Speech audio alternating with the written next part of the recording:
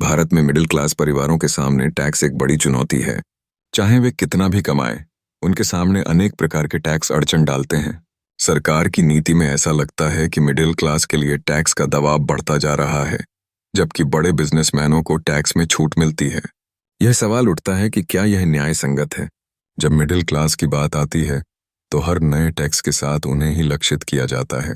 इसी बीच गुकेश जी जैसे युवा चेस चैंपियन, जिन्होंने भारत का मान बढ़ाया है, उन्हें भी टैक्स भुगतान करने के मामले में किसी प्रकार की रियायत नहीं दी जाती।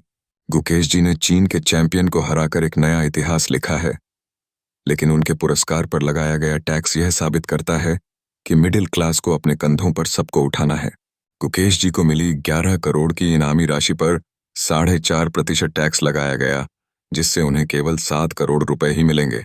इस बात से स्पष्ट है कि सरकार की प्राथमिकता मिडिल क्लास के ऊपर रोकने पर अधिक है। यदि वे देश के लिए जैसे चैंपियंस का सम्मान नहीं कर सकते हैं, तो फिर आम आदमी का टैक्स भरने का अर्थ क्या है?